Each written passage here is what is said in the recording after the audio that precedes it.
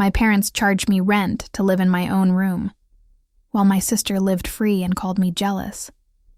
But they never imagined I'd buy a house in cash and make them regret every dollar. I always thought home was supposed to be a place where love lived, where laughter echoed down the halls, and warmth wrapped you like a blanket. But in my house, warmth was selective, reserved for my sister, Emma. Ever since we were children, she had been the shining star of the family, the sweet one, the delicate one, the one who could do no wrong. I, on the other hand, was the independent one, the one who didn't need attention. My parents said it like a compliment, but it always felt like a quiet punishment. When I turned 23 and landed my first full-time job, I thought things would change, that they'd finally see me as someone to be proud of. Instead, that was when everything began to break. One evening, they called me to the dining table with a seriousness that made my stomach twist. My father cleared his throat and said, "Lucy, since you're earning now, it's only fair you start contributing to the household. You'll pay rent, starting next month." I blinked, unsure I'd heard him right. "Rent?" I repeated, forcing a small laugh. "You mean like as in pay you to live here?" My mother slid a folded sheet of paper across the table, a list titled Monthly Household Contribution. The neat columns detailed amounts for electricity, groceries, maintenance, and even a line for shared space usage. It was so absurd I almost laughed again. But when I looked up, their faces were stone. They were serious. My heart sank. Emma was sitting right there, spooning pudding into her mouth. Not a care in the world. She was 2 years younger, still finding her path, as my father liked to say, though her path seemed to lead mostly to the couch and the mall. "What about Emma?" I asked quietly. "Is she paying rent too?" My mother frowned as if I'd asked something offensive. "Lucy," she sighed, "Emma's still in school. You're working. It's different." "Different how?" I pressed. "You mean she gets to live here for free while I pay?" My father cut in sharply. "Don't make this about jealousy. We're teaching you responsibility." Responsibility. That word burned into my mind as I nodded and excused myself, hiding the tears until I reached my room. I stared at my walls, the same walls that once held my childhood posters, the same walls I'd painted with my own hands when I was 16, and for the first time, they felt foreign, like they didn't belong to me anymore. The first rent payment hurt, not just my wallet, but my pride. Every month I handed over a small envelope, and every time my mother smiled as if I were doing something noble. Meanwhile, Emma was treated like a princess. She slept until noon, ordered expensive takeout, and when I confronted her once about contributing, she shrugged. "It's not my fault they don't ask me to pay," she said, her tone careless. "Maybe if you were nicer to them, they'd cut you some slack too." That night, I cried quietly into my pillow, wondering how kindness had turned into currency in my home. As weeks passed, the rent became normal. My father even joked about it in front of relatives. "Lucy's our little tenant." And everyone laughed. Everyone except me. I began to feel invisible, like my role in the house was purely financial. If something broke, they asked me to fix it. If a bill was late, they hinted that I could cover it just this once. My paycheck barely stretched far enough for my own needs, but somehow, I always found a way. Meanwhile, Emma got new clothes, new gadgets, and trips my parents couldn't afford without help. Help that, I realized, came from me. One day, while cleaning the kitchen, I overheard them talking in the living room. My father's voice was low, almost approving. "At least Lucy's money helps around here. Emma's not a burden." My chest tightened. Not a burden. As if my worth was measured in how much I paid, while Emma's value was measured in how little she had to. I backed away silently, my hands trembling, and locked myself in my room. That was the night something inside me shifted. I realized I wasn't their daughter anymore. I was their tenant. And tenants eventually move out. From then on, I started planning. I tracked every expense, cut out every unnecessary purchase, and started saving in secret. I skipped outings with friends and learned to live on less. But even as I disciplined myself, the resentment grew. My mother would say, "Emma deserves a little break. She's been under stress," and I'd bite my tongue. She didn't know what stress meant. She didn't know what it felt like to work 12-hour, Days just to hand your earnings over to people who never said thank you. I started noticing small things that used to go unnoticed. The way my father smiled at Emma's smallest accomplishments, but barely nodded at mine. The way my mother defended Emma even when she was clearly in the wrong. I was tired of trying to earn love that was never meant for me. Still, I stayed quiet, polite, obedient. I paid on time. I smiled when they called me responsible. But deep down, every rent payment became a seed of resolve. One evening, Emma came into my room to show off a designer handbag. "Dad bought it for me," she said proudly. "Isn't it gorgeous?" I glanced at the bag, then at her, realizing that while I was taking on responsibility, she was reaping luxury. That night, as I scrolled through online listings for apartments I couldn't yet afford, I whispered to myself, one day, I'll leave. One day I'll have something they can't touch. One day they'll realize what they lost when they treated me like a paycheck. The breaking point came a few weeks later when my father raised my rent. "Utilities have gone up," he said casually, as though this were a business transaction.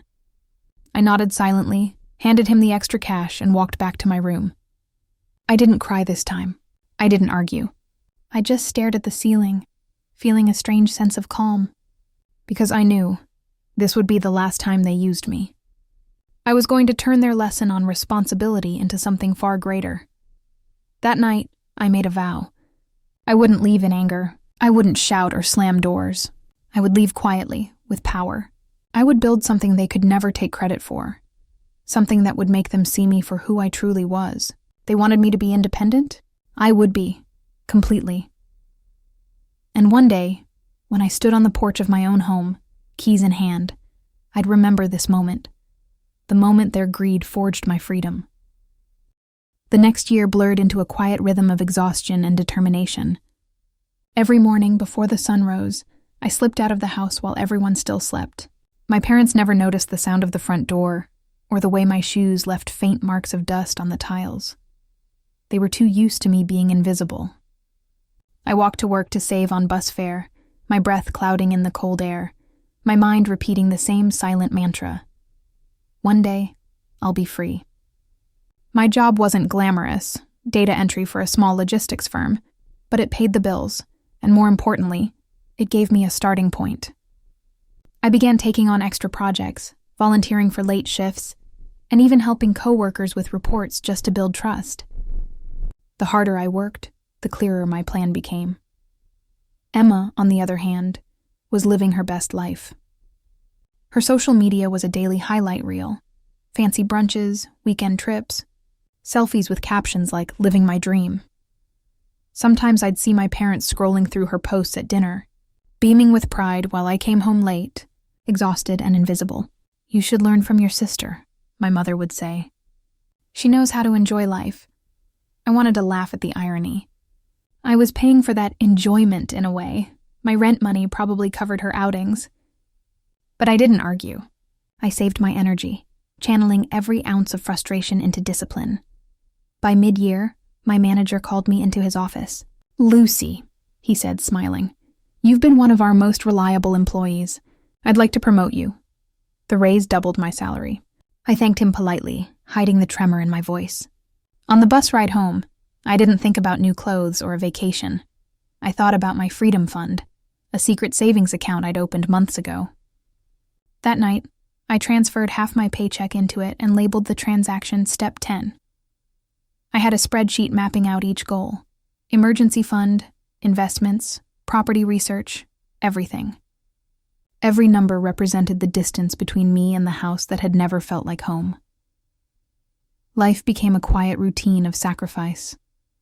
I stopped going out with friends, canceled subscriptions, and learned to cook cheap, filling meals. My coworkers teased me for bringing the same lunch every day, but I didn't care. Every skipped expense was a brick in the foundation of my independence. Meanwhile, my parents kept treating me like their in-house financier. "Lucy, can you pay the electricity bill this month? Emma's card isn't working." "Lucy, maybe you can cover groceries. Your sister's been under pressure." I never argued. I just smiled and nodded. They thought I was obedient. They had no idea I was counting every cent, not for them, but for me. I started reading financial blogs late at night, learning about investment portfolios and real estate markets. The more I learned, the more power I felt. I realized that knowledge was the true revenge, the kind that doesn't shout but transforms. Soon, my savings reached a level that made even me pause in disbelief. I began visiting open houses on weekends, pretending I was just browsing. But every time I stepped into a home, something stirred inside me. I imagined a quiet space filled with sunlight, the scent of coffee, no shouting, no comparisons. Just peace.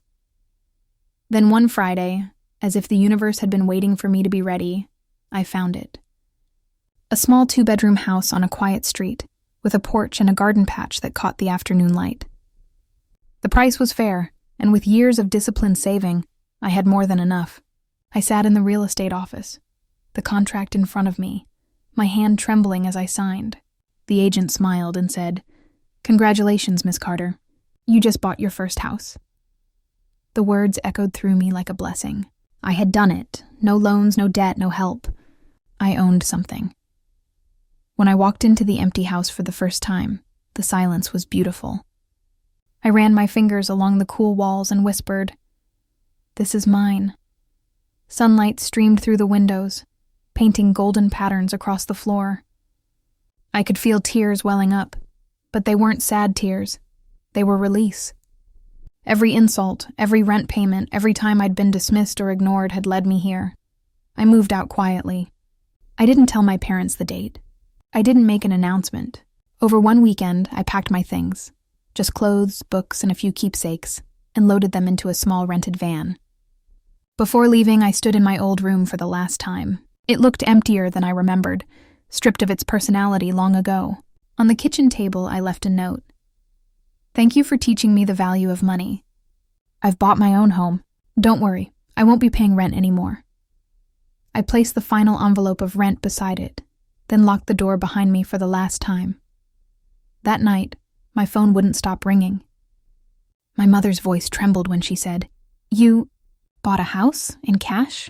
My father muttered something about me being secretive and ungrateful. Emma sent a single text. "Wow, must be nice." I didn't reply. I just smiled as I stood on my new porch, looking at the keys in my hand. They glistened in the porch light, symbols of everything I'd fought for. I spent my first night sleeping on a mattress on the floor, surrounded by unopened boxes, but I had never felt richer. There were no raised voices, no rules, no reminders of what I owed, just peace, the kind I'd bought with my own hands. As I drifted off to sleep, I realized my parents had been right about one thing. Paying rent did teach me responsibility. It taught me how to build a life where I'd never owe anyone again. Months slipped by like pages in a book I no longer wanted to read. My new home became my sanctuary.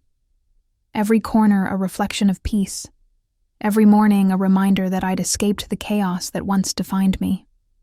I painted the walls soft cream, placed potted plants by the windows, and filled the shelves with books I'd longed to read but never had time for. The silence was beautiful. There were no rent envelopes, no disappointed sighs, no voices comparing me to Emma. For the first time, I woke up each day without tension in my chest. I cooked breakfast in my quiet kitchen, drank coffee on my porch, and smiled at the life I built with my own hands. I was free. And freedom, I discovered, is the most luxurious feeling in the world. Then one evening, as the sun dipped low behind the rooftops, my phone buzzed with a message that made my heart skip. It was from Emma. "Hey Lucy, can we come over? Things are a bit complicated at home." For a long moment, I just stared at the screen, the words blurring in the glow of the setting sun.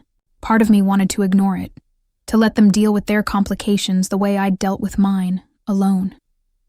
But something softer, almost nostalgic, nudged me to agree. Maybe I wanted closure. Maybe I wanted them to see what I'd built without them. So I replied, "Sure. Come tomorrow." When the doorbell rang the next afternoon, my heart pounded. Not from fear, but from the quiet satisfaction of knowing they'd see me differently now. I opened the door, and there they were. My parents looked smaller than I remembered. My mother's hair had more gray, and my father's confident stance seemed replaced by weariness. Emma stood behind them, shifting awkwardly, her once perfect smile nowhere in sight. I invited them in with calm politeness. My living room, filled with soft light and the scent of freshly baked cookies, felt worlds apart from the tension that used to fill their home. As we sat down for tea, the conversation began with awkward small talk, weather, work, the neighborhood. But soon the truth crept out. My father sighed deeply and said, "The landlord increased our rent again. We might have to move. It's been hard." My mother nodded, her voice trembling. "You're very lucky, Lucy. Owning a house like this, it's such a blessing." I stirred my tea slowly, watching the steam curl upward. "Yes," I said gently. "It took years of saving, but it was worth it." The words were calm, but beneath them lay the truth they'd never acknowledged. The very rent they'd forced me to pay had taught me how to survive without them. Emma's eyes darted around the room, lingering on the framed art, the tidy furniture, the calm energy of the space. "You did all this alone?" she asked, her voice soft, almost disbelieving. I met her gaze and smiled. "Yes," I said. "Paying rent every month teaches you how to save." The silence that followed was heavy, but it wasn't uncomfortable. For me, at least. My father cleared his throat. My mother stared at her cup, and Emma looked down, her cheeks flushed. The revenge I dreamed of didn't come in shouts or apologies. It came in that silence, the sound of realization. They finally saw what they'd created. I offered them cookies, and we sat in stillness for a while, the aroma of cinnamon filling the air. My mother looked around once more, her eyes softer now. "We're proud of you, Lucy," she said finally. I could tell the words were difficult for her, but there was honesty in them. My father nodded, though his pride was tangled with regret. "You've done well for yourself," he said quietly. I simply smiled. "Thank you," I replied. For once I didn't crave their validation. I didn't need them to understand how their unfairness had fueled my strength. I had already forgiven them, not because they deserved it, but because I refused to carry their burden any longer. After they left, I stood by the door for a long moment, the echo of their footsteps fading down the path. I walked to my balcony as dusk painted the sky in shades of gold and violet. The city lights began to flicker below, tiny stars mirroring the ones above. I thought of the girl I used to be, the one who handed over envelopes of cash each month, trembling, desperate for love that never came. That girl had cried herself to sleep in a room that never felt like hers. That girl had believed she was less because she gave more, but that girl no longer existed. Now I was a woman who had carved her freedom out of disappointment, who had built her peace from the ruins of unfairness. I leaned against the railing, a cool breeze brushing my face, and closed my eyes. For the first time I felt truly content. I didn't need revenge that screamed. Mine was quiet, elegant, and complete. My victory was the soft hum of my refrigerator, the warmth of my walls, and the silence that no longer hurt. As the night deepened, I whispered into the air, "You taught me how to be strong." Not out of bitterness, but gratitude. Because in their greed and blindness, my parents had given me the greatest lesson of all, self-reliance.